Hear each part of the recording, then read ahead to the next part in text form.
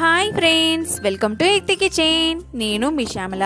ఈరోజు మన ఎక్తి కిచెన్లో ఇవాల్టి రెసిపీ వచ్చేసి మునగాకు పప్పు.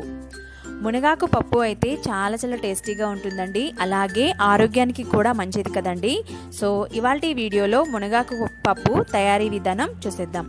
ముందుగా పప్పుని ఉడికించుకోవడానికి ఒక కుక్కర్ గిన్నెని తీసుకొని అందులోకి 1 గ్లాస్ వరకు కందిపప్పుని తీసుకుంటున్నానండి. టీ గ్లాస్తో ఆ పప్పుని ఒక 2 సార్లు ఇలా కడిగి తీసుకోండి.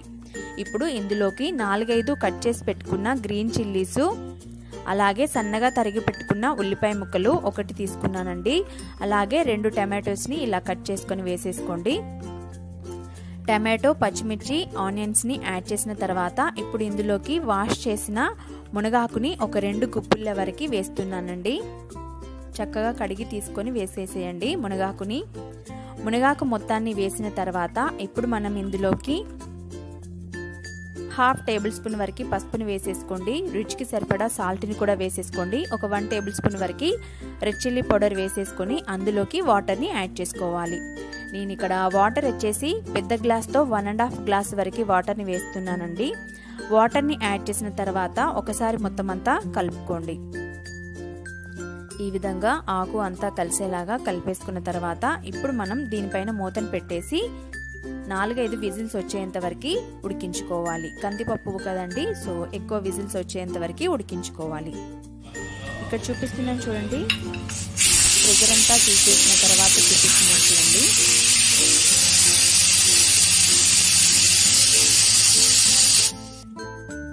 చూడండి, మనం వేసిన పప్పు అనేది ఈ విధంగా ఉడికితే సరిపోతుంది. చూస్తున్నారు కదా, ఇలా ఉడికితే సరిపోతుంది.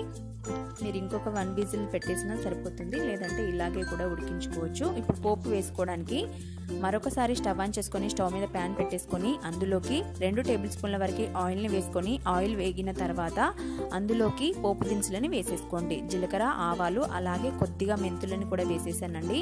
2 ఎండుమిర్చిని కూడా వేసేసి వేగిన తర్వాత కొద్దిగా ఇంగువ, అలాగే 4-5 కట్ చేసుకున్న గార్లిక్ని ఇలా ఈ విధంగా వేసేసుకోండి. మరొక 1/2 టేబుల్ స్పూన్ వరకు పసుపును వేసేసుకొని ఒకసారి మొత్తం అంతా వేగిన తర్వాత ముందుగానే ఉడికించి పెట్టుకున్న మునగాకు పప్పుని పోపులోకి వేసేసుకోండి. పోపులోకి పప్పుని యాడ్ చేసిన తర్వాత ఒకసారి మొత్తం అంతా కలిపేసుకోండి. ఈ విధంగా కలిపేసుకున్న తర్వాత కుక్కర్ గిన్నెను కడిగేసి కొద్దిగా వాటర్ని వేసేస్తున్నానండి, ఇలా జారుగా ఉండడానికి. ఇలా ఒకసారి మొత్తం అంతా కలిపేసుకోండి. సాల్ట్ గిన్నె తక్కువ అయినట్లయితే ఒకసారి సాల్ట్ టేస్ట్ చూసుకొని వేసేసుకోండి. ఇలా మొత్తం అంతా కలిపేసుకొని ఇప్పుడు దీనిపైన మూతను పెట్టేసి ఒక 2-3 నిమిషాల పాటు అలాగే వదిలేయండి మీడియం ఫ్లేమ్లో. చూడండి, ఇలా తుక అనేంత వరకు ఉడికించుకుంటే సరిపోతుంది. చూస్తున్నారు కదా, ఇప్పుడు స్టవ్ ఆఫ్ చేసేసుకొని సర్వ్ చేసేసుకోండి. ఆరోగ్యానికి ఎంతో మంచిదండి.